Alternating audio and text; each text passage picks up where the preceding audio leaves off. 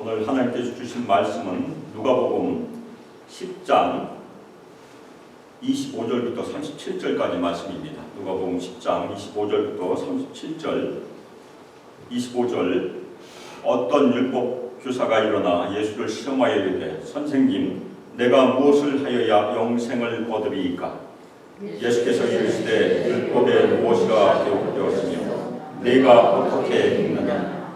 대답하여 이르되 내 마음을 다하며 목숨을 다하며 힘을 다하며 뜻을 다하여 주 너의 하나님을 사랑하고 또한 네 이웃을 네 자신같이 사랑하라 하였나이다.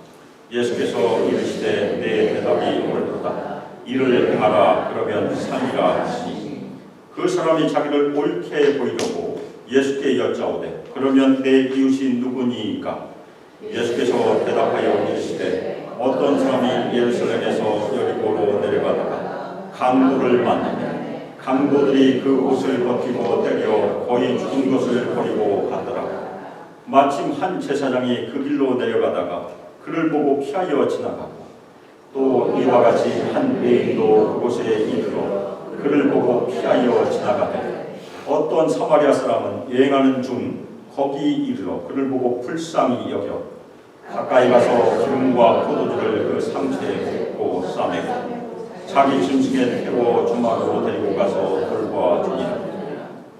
그 이튿날 그가 주막 주인에게 데나리온 둘을 보내 내어주며 이르되 이 사람을 돌보아 주라. 비용이 더 들면 내가 돌아올 때 갚으리라 하였으니 내 생각에는 이 세 사람 중에 누가 강도 만난 자의 이웃이 되겠느냐? 이르되 자비를 베푼 자니이다. 예수께서 이르시되 가서 너도 이와 같이 하라 하시니라. 아멘. 이 시간 누가 강도 만난 자의 이웃이 되겠느냐라는 설교 제목으로 주님의 말씀을 증거하도록 하겠습니다. 제가 오래전에 한국에서 막 직장 생활을 시작했을 때 직장 내에 있는 기독교인들의 모임이 있어요. 그래서 저희가 신우회라고 부르는데 신우회에서 충남대학교 의과대학 내과 교수님 김선영 교수님이라는 분을 저희가 초청했어요. 남자 교수님이 여자 교수님이 아니고 남자 김선영 교수님. 그리고 그분을 초청해서 기숙사 식당에서 짧은 강연을 들었는데 그 교수님은 자신의 삶 가운데 예수님의 말씀을 듣고 충격을 받았던 그 얘기를 저에게 나눠주었습니다. 자신의 사고와 삶의 중심이 변화되게 된 계기, 그 말씀을 저에게 나눠주었어요. 그런데 그 교수님이 나눈 말씀이 바로 오늘 말씀에 등장하는 선한 사마리아인의 비유였습니다. 저는 당시에 예수 믿은 지 몇 년 되지 않았었어요. 초신자 시절인데 저에게도 신선 충격으로 다가왔고 늘 그 얘기를 기억하고 살고 있습니다. 마음에서도 그렇게 살기를 바라면서 늘 제 마음속에 있는 것이 바로 그 말씀입니다. 그 교수님의 딸이 명은이였습니다. 그 교수님의 부인 집사님하고 명은이는 저희 교회를 다녔어요. 그래서 저희 교회에서 한번 명은이에 대해서 소개하는 것을 제가 지금도 기억합니다. 그 명은이는 선천적으로 염색체 이상이 생겨서 아주 심한 중증 장애 아이였었어요. 그래서 그 교수님은 그 딸 때문에 명은이 때문에 중증 장애 어린이들을 돌보는 명은 어린이집을 그 당시에 시작을 하셨습니다. 제가 인터넷을 검색해 보니까 그 김 교수님은 1990년대 초부터 한국에 이제 외국인 노동자들이 많이 왔어요. 그래서 외국인 노동자들을 섬기는 일을 하셨고 또 노숙자들도 많이 생겼죠. 왜냐하면 IMF 때문에. 그래서 노숙자들의 건강도 돌보시는 그 봉사를 하셨고 1996년부터는 네팔, 우즈베 그리고 인도 등지에서 단기 선교를 매년 하셨다고 합니다. 오늘 저희가 같이 선한 사마리아인의 비유를 살펴보게 됩니다. 그래서 우리도 신선한 충격을 함께 받고 우리의 생각과 삶의 기준이 삶의 중심이 변화되길 바라므로 오늘 말씀을 같이 살펴보겠습니다. 오늘 말씀에서는 어떤 율법 교사가 예수님께 와서 질문을 해요. 선생님, 내가 무엇을 하여야 영생을 얻으리이까? 이 질문은 한 번 있지 않아요. 다른 사람도 예수님께 와서 이 질문을 했었죠. 누구죠? 부자 청년, 젊은 청년이 와서 내가 무엇을 하여 영생을 얻으리까? 이 부자 청년도 똑같은 질문을 했는데 부자 청년은 진지하게 와서 질문한 것이, 그래서 예수님께서 5가지 계명을 얘기해 주시잖아요. 그런데 5가지 계명 다 지켰다고. 근데 예수님께서 1가지 부족하다. 내 재산 다 팔아서 가난한 사람들에게 주고 나를 따르라 해서 근심하고 떠나서 어떻게 됩니까? 영생을 얻지 못한 거죠. 그런데 오늘 말씀에 등장한 율법교사는 전혀 다른 사람입니다. 진지하게 물어본 것이 아니고 예수님을 시험하기 위해서, 예수님이 과연 구약에 있는 율법에 대해서 지식이 충분한지를 테스트하기 위해서 한 그런 질문입니다. 그런데 예수님은 대답을 하신 대신에 율법교사에게 오히려 질문을 하십니다. 근데 그 당시에 랍비들이 그런 방법을 많이 사용했대요. 가르치기 위해서 계속해서 질문을 하는 것. 그래서 율법에 무엇이가 기록되었으며 내가 어떻게 읽느냐. 이 사람은 율법 교사니까 율법을 외울 정도였을 것입니다. 그러니까 율법이 기록된 것을 대부분 다 알죠. 그런데 중요한 것이 무엇입니까? 너는 어떻게 이해하느냐. 그걸 물어보신 것입니다. 그래서 율법 교사가 대답을 합니다. 신약 성경에 여러 번 나오는 그런 구절이죠. 내 마음을 다하며 목숨을 다하며 힘을 다하며 뜻을 다하여 주 너의 하나님을 사랑하고 또한 내 이웃을 내 자신같이 사랑하라 하였나이다. 이 대답은 구약 성경의 2 구절이 결합된 것입니다. 하나는 신명기 6장 5절이고 또 하나는 레위기 19장 18절입니다. 마음은 우리의 감정을 의미해요. 우리가 하나님을 사랑하는데 우리 감정도 따라가야 된다는 얘기입니다.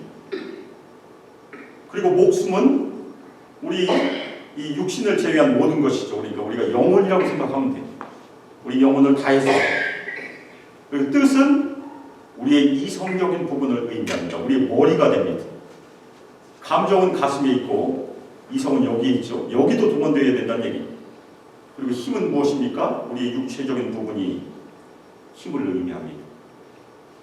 구약 성경은 우리의 전 존재를 다 동원해서 머리만으로 하나님을 사랑하는 것이 아니고 감정도 사랑하고 우리의 의지도 사랑하고 다 사랑하는 얘기. 우리의 모든 힘을 다해서 하나님을 사랑하라는 것이 구약 성경의 첫 번째 제일 중요한 계명입니다.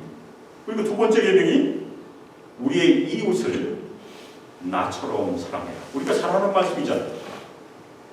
그런데 사도 바울은 사랑은, 여기서 말하는 이 사랑은 율법의 완성이라고 얘기합니다. 로마서 13장 10절 말씀입니다. 사랑은 이웃에게 악을 행하지 아니하나니 그러므로 사랑은 율법의 완성이니라. 이웃사랑은 하나님 사랑, 이웃사랑. 10계명을 요약하면 그렇게 됩니다. 하나님을 사랑하고 이웃을 사랑하는 것이 율법의 완성이다. 그런데 중요한 문제는 무엇입니까? 이웃이 누구인가가 중요해요. 이 율법교사가 이해하는 이웃의 경계는 어디까지일까?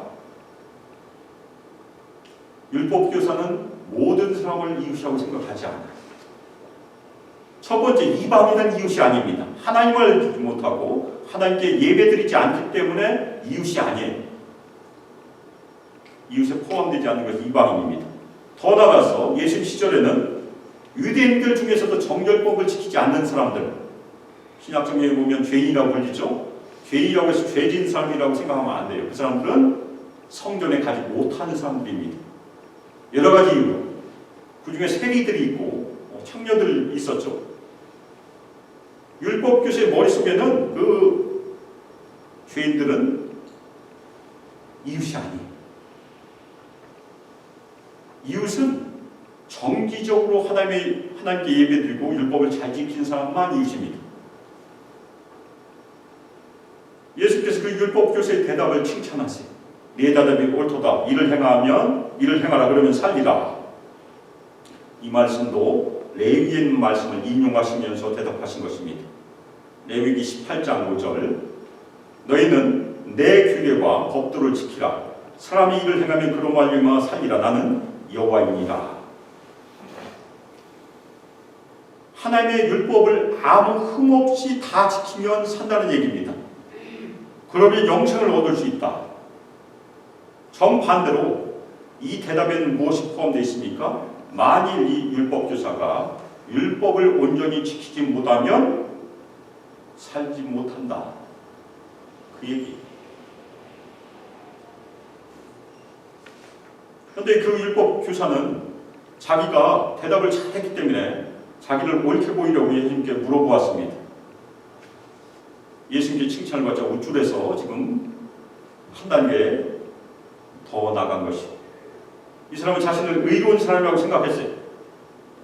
그러면 내 이웃이 누구니까? 율법 교사가 예상하는 대답은 무엇일 것 같습니까? 내 이웃은 나의 친척, 나의 친구, 나와 가까운 사람들, 나와 똑같은 사람들. 우리에게 우리의 이웃을 물어보면 우리는 대부분 한국 사람들일 거 아니에요. 그것이 우리의 생각일 수도 있습니다.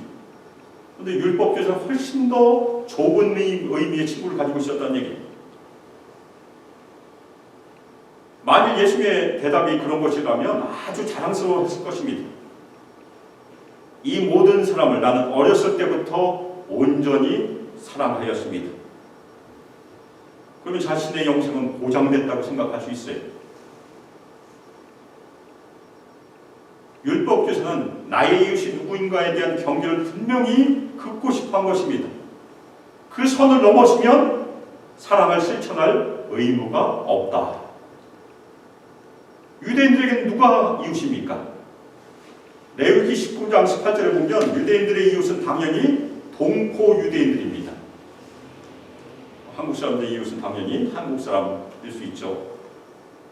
그런데 하나가 더 추가가 돼요. 그것이 레위기 19장 34절인데 유대인들과 함께 살고 있는 거류민, 이방인이지만 유대인에게 와서 함께 살고 있는 사람들도 이웃으로 삼고 자기와 같이 사랑하라고 율법은 명하고 있어요. 레위기 19장 34절 너희와 함께 있는 거류민을 너희 중에서 나은 자같이 여기며 자기같이 사랑하라. 너희도 애굽 땅에서 거류민이 되었었느니라. 나는 너희의 하나님 여호와이니라. 그럼 유대인들이 이 말씀을 어떻게 이해할까? 대부분 유대인들은 이방인이지만 유대교로 개종한 사람들을 이웃으로 여겼다고 합니다. 신약 성경에서 하나님을 경외하는 사람들이 몇 사람 등장해요. 누구입니까? 에디오피아 네시, 루디아, 고넬료 세 사람이 등장합니다. 그런데 하나님을 경외하는 사람들은 유대교로 개종한 사람은 아직 아니에요. 유대교로 개종했다는 것은 할례도 같이 받는 거니까 완전히 유대교로 입교해야만 이웃이 되는 것입니다. 그래서 예수님 당시 바리새인들은 아주 이웃에 대한 경계를 아주 좁게 그리고 있어요. 율법을 지키지 않는 유대인들도 이웃이 아니에요. 이웃에서 배제되었습니다. 이 율법 교사가 바리새인에 속했으니까 얼마나 좁은 개념의 이웃을 가지고 있겠습니까? 그런데 예수님께서는 이 질문에 대해서 직접 대답하시는 대신에 우리가 잘 알고 있는 선한 사마리아인의 비유를 우리에게 말씀해 주시죠. 어떤 사람이 예루살렘에서 여리고로 내려가다가 강도를 만났습니다. 예루살렘은 높은 곳에 있고 여리고는 해수면보다 낮은 쪽에 있기 때문에 진짜 내려가는 것이 거리도 약 한 30km 정도 돼 있으니까 멀지 않습니다. 그런데 강도를 만났어요. 근데 강도가 옷도 벗기고 때려서 거의 죽게 만들었어요. 예수님 당시 예루살렘에서 여리고로 내려가는 길에는 강도가 아주 많았다고 합니다. 심지어 지금도 있대요. 이 강도 만나서 아주 불쌍한 사람입니다. 옷도 다 벗겨졌고 거의 죽을 정도로 맞았으니까 말도 못하고. 이 사람은 유대인일까요? 이방인일까요? 우리는 끝까지 몰라요. 그 정체를. 누가 얘기하지 않으니까. 알아보기가 쉽지 않았다는 얘기예요. 옷이 없었으니까. 말도 못하니까.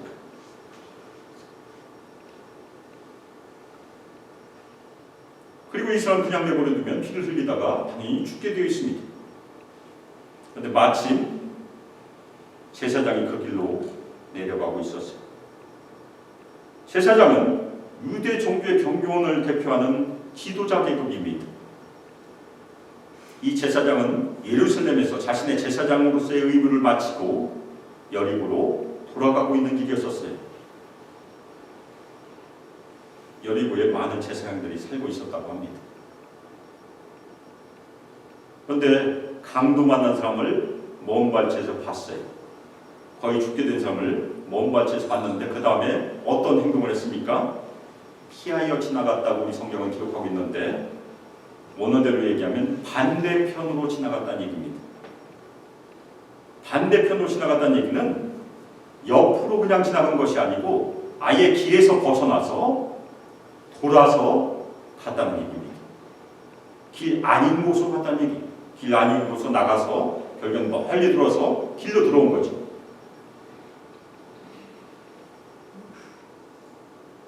이 제사장은 강도 맞는 사람을 보았지만 가까이 가지 않았어요. 살았는지 죽었는지도 확인하지 않았어요. 오히려 먼 발치에서 그 강도 만난 사람이 이웃이 아니라고 그냥 결정을 해버린 것입니다. 그리고 마음속에서 일어나는 이 사람을 도와줘야 되냐 말아야 되냐 하는 양심의 갈등을 그냥 눌러버렸어요. 이웃이 아니면 도와줄 필요가 없으니까. 또 하나, 이 사람이 죽었다고 하면 그 죽은 사람을 만지던 순간 7일 동안 부정을 입게 됩니다. 이거 제사장은 그것도 싫었던 거죠. 그래서 돌아서 가버린 것입니다. 그 다음에 레위인이 또 지나갔어요. 레위인도 제사장을 보아서 하나님께 제사를 드리는 봉사하는 사람입니다. 근데 제사장과 똑같이 피해갔어요. 이 유대 종교 지도자들은 강도 만난 사람을 도와줌으로 인정을 베푼 일에 완전히 실패하고 말았던 것입니다. 그런데 그 다음에 등장한 사람은 누구입니까? 사마리아 사람. 사마리아 사람은 이방인은 아니에요. 반유대인, 반유대. 그 이유가 역사적으로 아수르로부터 침공을 당해서 망하자 아수르 사람들이 들어와서 결혼을 함으로 피가 섞여버린 거죠. 그래서 유대인들은 그 사람들을 이방인처럼 멸시했어요. 그래서 요한복음에 보면 유대인들이 원래는 북쪽으로 갈 때 사마리아를 통과하는 것이 가장 빠른 길입니다. 그런데 그렇게 하지 않기 위해서 요단강을 건너서 우에서 들어가시고 그럴 정도로 싫어했어요. 말도 하지 않았어요. 유대인들이 이 사마리아 사람을 이방인처럼 여겼고 전혀 이웃으로 생각하지 않았습니다. 그런데 이 사마리아 사람이 여행한 중에서는 마침 강도 만난 사람이 쓰러져 있는 것을 보았어요. 그런데 이 사람은 어떻게 행동했습니까? 그를 피하여 지나가지 않았어요. 첫 번째 행동은 무엇입니까? 그 강도 만난 자를 보고 그를 불쌍히 여겼습니다. 아주 중요한 행동이에요. 제사장과 레위인은 그를 불쌍히 여기지 않았어요. 사마리아 사람과 제사장, 레위인 그 두 부류의 사람의 큰 차이는 불쌍히 여기는 마음입니다. 그것이 사랑이에요. 예수께서 마태복음에 보면 바리새인들 책망하는 아주 중요한 내용이 등장하는데 그 중에 23장 23절을 보면 바리새인들이 정의와 긍휼과 믿음을 버렸다. 가운데 있는 것이 무엇입니까? 긍휼을 버렸다는 얘기예요. 긍휼. 긍휼이 없다는 그런 말씀입니다. 이 긍휼이 여기다는 말은 문자적으로는 내장이 감동을 받다. 우리말에도 애간장이 탄다는 말이 있죠. 비슷한 말이에요. 그 다음에 이 사마리아 사람은 불쌍히 여기고 가만히 있었던 것이 아니고 6가지 행동을 합니다. 아주 분명한 행동을 해요. 첫 번째는 가까이 가요. 누구의 이웃이 되기 위해서는 가까이 가야 한다는 얘기입니다. 오라고 하지 않았어. 누워있는 사람에게 오라고 하면 올 수가 없잖아요. 다른 사람에게 가까이 갔습니다. 그리고 이 사마리아 사람은 그 강도 만난 자가 누구인지 묻지도 않았고 확인하지도 않았어요. 또 하나 중요한 것이 무엇입니까? 자신도 강도를 만날 수 있다는 얘기입니다. 강도가 숨어 있을 수 있잖아요. 자신도 공격을 받을 수 있는 그런 위기의 상황에서 두려움 없이 가까이 간 것입니다. 그 다음에 기름과 포도주를 상처에 부었어요. 기름은 상처를 부드럽게 하고 포도주는 알코올이니까 당연히 상처를 소독하는 데 사용되었습니다. 그 다음에 싸맸어요. 이것은 쉬운 일이 아닙니다. 피가 많이 흘렀으니까 싸맨다는 얘기는 자신의 손에 피를 묻히는 일이었었어요. 그리고 자기 짐승에 강도 만난 자를 태웠어요. 그럼 이 사마리아 사람은 그 다음에 어떻게 했겠습니까? 자신은 걸어갔어요. 강도 만난 사람은 나귀에 탔을 것이고 주인인 사마리아 사람은 종처럼 지금 걸어간 것입니다. 그 다음에 주먹으로 데리고 와서 돌봐주었다고 말씀하고 있습니다. 이 사마리아 사람은 강도 만난 자가 회복할 수 있도록 옷도 잘 입히고 먹을 것도 잘 주고, 한국 사람 같으면 죽을 만들어서 주었겠죠. 그리고 따뜻한 곳에 누웠을 것이고, 이튿날이 되었습니다. 이때는 강도 만난 사람이 생명의 위기를 넘어서 살아났을 것입니다. 음식도 먹고 충분한 휴식을 취해서 어느 정도 회복이 되었어요. 그런데 움직일 정도는 아니었던 것 같습니다. 이때 사마리아 사람은 좀 더 자신을 희생합니다. 데나리온 2를 준다고 얘기하는데 이것은 이틀치 품삯이에요. 이틀치 품삯은 적어도 일주일이나 2주일을 먹을 수 있는 그런 정도 금액입니다.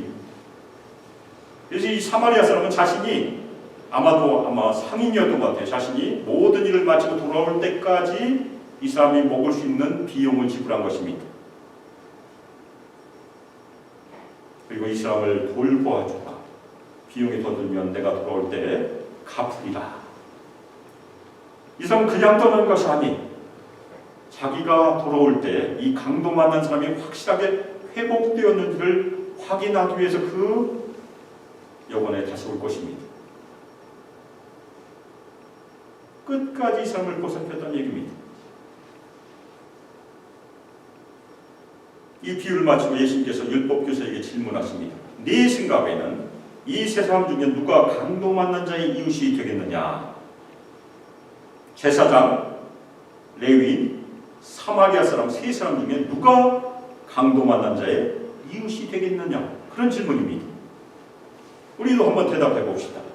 누가 강도 만난 자의 이웃이 되겠습니까? 당연히 사마리아 사람이죠. 처음 율법사는 내 이웃이 누구냐고 물어봤어요. 율법교사는 자기 중심으로 에고센터드라고 하죠. 에고센터드, 셀프센터드니스로 질문한 것입니다. 내 중심에서 누가 이웃인가? 그런데 예수님께서 마지막 질문 무엇입니까? 누가 강도 만난 자의 이웃이냐? 예수님의 대답은 타인 중심이라는 얘기입니다. 강도 만난 자 중심, 도움이 필요한 사람 중심, 아더 센터드니스. 전혀 관점이 달라졌다는 얘기입니다. 율법교사는 자기 중심으로 이웃을 생각했습니다. 예수님의 대답은 어려움을 당한 사람, 도움이 꼭 필요한 사람, 약한 사람의 이웃이 되라는 얘기입니다. 타인 중심에서 자신을 생각하라는 그런 요구입니다. 우리 모든 그리스도인에게 꼭 필요한 사고의 중심에 변화되는 얘기. 나 중심에서 누구 중심으로? 타인 중심으로. 나의 이웃이 누구냐고 묻는 것은 더 이상 좋은 질문이 아니라는 얘기. 나는 누구의 이웃이 될까? 그것이 좋은 질문이라는 얘기입니다. 제가 그 당시에 나의 이웃이 누구냐고 묻는 것이 아니고 다른 사람의 이웃이 되라는 사고 중심의 전환이 저에게 왔던 신선 충격이었습니다. 율법교사가 대답했어요. 자비를 베푼 자니이다. 그래서 끝까지 사마리아라는 얘기를 하지 않았어요. 사마리아 사람이고 직접 얘기한 것을 꺼렸다는 얘기입니다. 이때 예수님께서 말씀하셨어요. 가서 너도 이와 같이 하라. 이 말씀 듣고 율법교사가 가서 이와 같이 했을까요? 하지 않았을까요? 안 했을 가능성이 너무나 많아요. 왜냐하면 아직도 사마리아 사람을 이웃으로 생각하지 않기 때문에 안 변한 것이죠. 예수께서 우리에게도 똑같이 명하십니다. 가서 너도 이와 같이 하라. 아멘입니까? 우리 모든 성도들도 마음의 중심에 기준을 변화시켜서 사마리아 사람처럼 가야 된다는 얘기입니다. 가까이 가서 연약한 사람들에게 가까이 가서 긍휼을 베푸는 이웃이 되시기를 주님의 이름으로 축원합니다.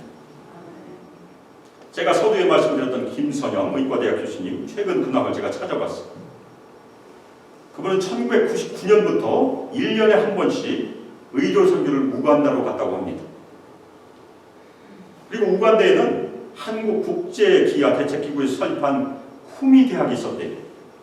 근데 그 쿠미 대학의 총장으로 부임하셔서 의과대학을 개설하려고 시도를 했지만 우간다 정부의 사정으로 그것은 결실을 맺지 못했습니다. 근데 결국에는 2016년에 정년퇴직을 하셨어요. 그 다음에 아프리카로 또 가셨습니다. 아프리카 남부에 위치해 있는 아프리카의 유일하게 의과대학이 없는 조그만 나라 스와질랜드라고 합니다. 저도 처음 듣는 나라예요. 스와질랜드. 거기에 가셨다고 합니다. 평생을 그리스도인으로서 타인 중심으로 어려움에 처한 사람들, 약자들의 이웃이 되기 위해서 삶을 헌신했던 선한 사마리아인의 표본이 되신 것입니다. 선한 사마리아 사람의 구별된 특징이 무엇이었습니까? 강도 만난 사람을 불쌍히 여긴 것입니다. 그런데 이 불쌍히 여기다는 말은 헬라의 원어에서 찾아보면 신약성경에 대부분 예수님께만 쓰여요. 예수님의 마음을 표현하는 데 많이 쓰이는 그런 말입니다. 그러면 우리가 질문할 수 있습니다. 이 불쌍히 여기는 마음, 예수의 마음은 우리 신자들에게 있습니까? 없습니까? 있어요.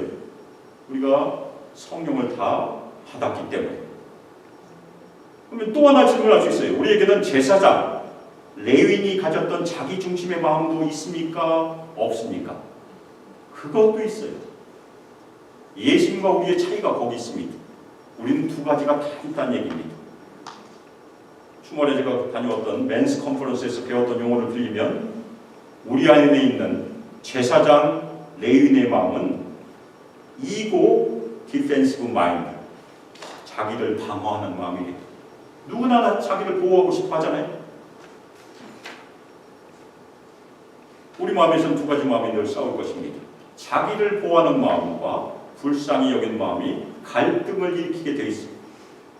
그래서 우리가 첫 번째 해야 될 일은 예수 그리스도의 마음이 우리 마음에 충만히 채워지기를 기도해야 됩니다. 우리가 늘 해야 될 일이. 두 번째, 자기 중심의 마음과 불쌍히 여긴 마음에 갈등이 있을 때 싸워서 이길 수 있는 방법. 그거 컨퍼런스에서 배운 내용입니다. 자기 내면에 선교사를 보내래. 그래서 선교사를 보내려고 하니까 한 사람이 질문했습니다. 선교사를 보내는 것이 과연 어떤 의미입니까? 그랬더니 대답이 아주 쉽습니다. 선교사는 파송돼서 무엇을 합니까? 말씀을 선포하잖아요. 우리가 도덕적인 선택의 기회가 있을 때, 특별히 두 가지 마음이 싸우고 있을 때 우리는 우리 내면에, 우리 잠재의식, 우리 본능은 뇌에서 가장 기저에 있습니다. 거기에다가 말씀을 선포하는 얘기입니다. 말씀을 선포하는 기능은 전두엽이라는 데 있습니다. 우리 이성을 관장하는 데 있어요. 이성이 거꾸로 감정에게 말씀을 선포하는 얘기입니다. 우리 감정으로는 도우고 싶지 않은 그런 마음이 생길 수 있어요. 그런데 우리 이성으로, 하나님의 말씀으로 설교하는 얘기. 하나님의 말씀으로 설교하는 얘기는, 자신에게 설교하는 얘기는 아주 새로운 것이 절대 아닙니다. 청교들에게 아주 많이 가르쳤어요. 그럼 그것을 우리가 어떻게 적용할 수 있을까? 하나는 우리가 말씀 암송을 통해서 할 수 있어요. 또 하나는 말씀 묵상을 통해서 스스로에게 설교할 수 있습니다. 우리가 성경 통독도 하고 성경을 많이 읽습니다. 그런데 그것도 중요하지만 말씀 한 구절을 가지고 끊임없이 반복해서 씹어먹는 과정, 반추하는 과정, 소가 배새금질을 하듯이 반추하는 과정을 우리가 묵상이라고 합니다. 원래 묵상이라는 원어의 뜻은 조용한 소리로 계속해서 말하다는 뜻이 있습니다. 히브리 사람들은 아직도 그렇게 해요. 우리도 그렇게 할 수 있습니다. 그래서 너도 가서 이와 같이 하라. 짧은 구절이니까 이것을 어떻게 묵상해 볼 수 있을까요? 그냥 평이하게 읽으면 묵상이 쉽지 않아요. 너도 가서 이와 같이 하라. 너도 가서 이와 같이 하라면 그냥 쭉 흘러가고 말이죠. 그런데 리듬을 주면 아주 쉽습니다. 첫 번째, 너도 가서 이와 같이 하라. 그걸 반복하다 보면 분명히 하나님께 주시는 음성이 있을 것입니다. 쓰세요. 노트에서 쓰세요. 너도 했을 때 주시는 음성. 그 다음은 너도 가서 이와 같이 하라. 또 주시는 음성이 있을 것입니다. 쓰세요. 그 다음에 너도 가서 이와 같이 하라. 너도 가서 이와 같이 하라. 반복적으로 하라는 얘기입니다. 우리가 에베소서에 보면 술 취하지 말라 이것은 방탕한 것이니 성령 충만함을 받으라와 쌍둥이 구절이 골로새서 있는데 골로새서는 말씀이 너희 속에 풍성히 거하게 하라. 그렇게 기록하고 있습니다. 성령 충만과 말씀 충만은 같이 간다는 얘기입니다. 예수의 말씀은 반복적으로 스스로에게 설교함으로, 우리 내면에게 설교함으로, 우리 잠재의식에 설교함으로 우리는 예수의 말씀에 푹 젖어서 깊이 거할 수 있다는 그런 말씀입니다. 그것이 풍성함입니다. 우리 모든 성도들도 한번 묵상의 연습을 해보시길 주님의 이름으로 축원합니다. 제가 다음 주일에 확인할 예정입니다. 하셨는지. 짧은 구절이잖아요. 너도 가서 이와 같이 하라. 아멘입니까? 너도 가서 이와 같이 다른 사람의 이웃이 되라. 바로 이 말씀입니다. 이 말씀이 우리 모든 성도들의 삶에서, 우리 소망교회에서 풍성히 거하기를 주님의 이름으로 축원합니다. 우리 소망교회가 작은 교회예요. 우리가 작지만 오늘 말씀을 마음에 심고 우리의 사고를 완전히 변화시켜서 어려움에 처한 사람들, 약한 사람들에게 가까이 가서 그분들의 이웃이 되어주므로 예수님의 사랑을 실천하시길 주 예수 그리스도의 이름으로 축복하며 기도합니다. 아멘.